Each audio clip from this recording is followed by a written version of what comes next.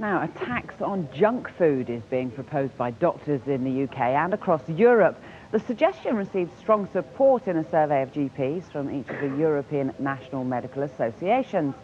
Well, 40% of doctors questioned said the government needs to impose a fat tax to reduce obesity in the long term. The GPs said education should also be a key factor in tackling obesity, and they want new legislation on advertising and food packaging. The fat tax concept will be the subject of a debate in London today, organised by the European Union of General Practitioners. Well, Dr. Ian Banks is the founder of Men's Health Forum and will chair today's debate. He joins us now. Very good morning to you. Do you agree with a fat tax? Yes, it's very interesting.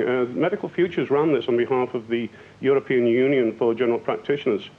And we found that right across Europe, from Norway to Malta, from Ireland across to Latvia and Poland, that there was a clear majority, some 60% of GPs, were in favour of a tax on fatty food. Isn't it just down to people being sensible, knowing the rules, knowing that you can't eat these stuff? Why should the manufacturers, the government, take responsibility when it's us that get fat? Yes, we do have a finger-wagging mentality that you're fat and you're stupid and it's your fault. And we do see this very, very commonly. And if only you would eat the right food, then you wouldn't be fat and hopefully you wouldn't be stupid. I'm afraid this doesn't work and it doesn't help. What we do know is that when it comes to some health issues, for instance, like seat belts in cars and so on, that legislation is very often the only way that you can actually bring the particularly manufacturers to their responsibility towards the population. Dr. Banks, you're an accomplished author on this subject. What do you believe the future holds for obesity in Britain? Is it doomed? Well, it's certainly a value, and certainly for general practitioners, I think what we find is that we are taking obesity far more serious than we ever did before. We do know that it is now the biggest threat to health in the developing nations. And in fact, here in the UK, we have, along with Poland, the sharpest rise in childhood obesity in the whole of Europe. OK, Dr. Ian Banks, interesting stuff. Thanks very much for your time this morning. Thank you.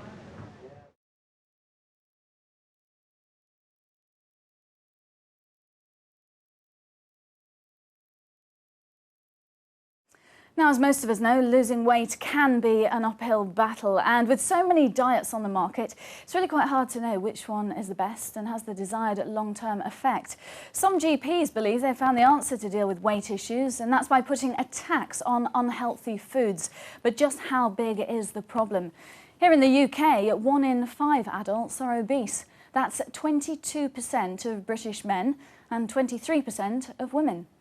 Globally, the World Health Organization estimates that more than 1 billion adults are overweight, obese or affected by weight-related problems. Well, to literally weigh up the pros and cons, I'm joined by Dr. Ian Banks from the European Union of General Practitioners and radio DJ Jono Coleman, who appeared on Celebrity Fit Club twice. It says here, twice. Let's start with sitting up straight. With you, Doctor. Hold tummies in, please. Yeah, okay. Lay out the case for a fat tax and how it would work. Well, it's still obviously very much in discussion, and there's lots of pros and cons, which I'm sure we're going to argue. Which means it won't happen. He's waiting to chip in with his cons. Well, it certainly won't happen if the politicians have their way with it, because it's not a vote winner. I mean, this is one of the things. But what we did, it was Medical Futures, actually. They ran this survey right across Europe, all the GPs across Europe. And from Norway to Malta, from Ireland across to Latvia and so on, they came back with the same answer. And the answer was that they would be in favour, the majority of them would be in favour of a tax on the manufacturers if they produce food above a certain fat content. And that obviously is the stimulus to reduce the amount of fat in the diet. But that just means that they'll just hand it on to the consumer, which I think is the unfair part. I mean, it seems to me that everybody is all about tax this, tax that. And I'm all for people eating more healthily and doing exercise. That's what they taught us on Fit Club. But the whole idea of some people can't afford to eat, better, so they eat chips and fries and deep fried chicken and things like that and burgers. If you put a fat tax on food like that, a lot of people in the lower wage earning bracket won't be able to afford to eat that kind of food, and they're not going to be able to afford to eat free range or organic food as well. So I don't think it's really going to work. Apart from, I'm 3 stone overweight, so I'm still obese in the eyes of doctors and in the eyes of myself. I have to eat less, drink less booze, do more exercise. But by putting a fat tax on things like burgers and fries, I don't eat it anyway because I know it's no good for me. But for people who do eat it and kids who have it as a treat, I don't think it's going to help. It's just going to put another stealth tax in. I think that is a very good point, isn't it? It is going to penalise the sort of families on a lower income who are struggling now to feed their families. Yeah, well, I agree. You're absolutely right, of course, and that's why we have to be very careful about the way that we do this. I mean, one of the ways that we could do this is actually to increase child benefit, for instance, for children. See, it's the kids who is the key to this. Britain, here's some frightening statistics on this. Britain is now, along with Poland, has got the highest rate of increase in obesity in children.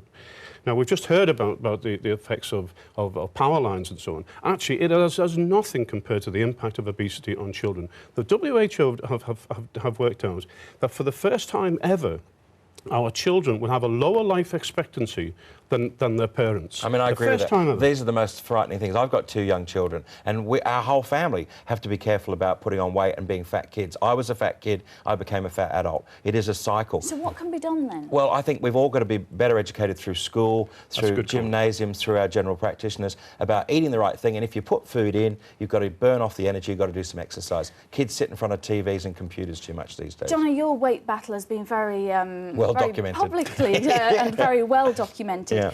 Do you ever get a bit down about it? I mean, do you get fed up that your life's dominated with trying to sort of eat healthily and keep those pounds down? I've been on diets since I was a little kid. I mean, my parents took me, and my mum took me to a dietitian when I was younger, but it's something that I've got to have to live with because my father died of a heart attack, his mother died of a heart attack. It's the facts of life. If we do less exercise, eat more, food and choices are all out there. It's like the doctor says. I don't think putting a tax on it will help. What we need to do is educate people to do exercise and eat better food and eat less food. Sadly, we're totally out of time, so we're going to have an ice cream. Go and have a nice debate about it at the Green Room. Gentlemen, thanks very much both of you for coming in. Thank you.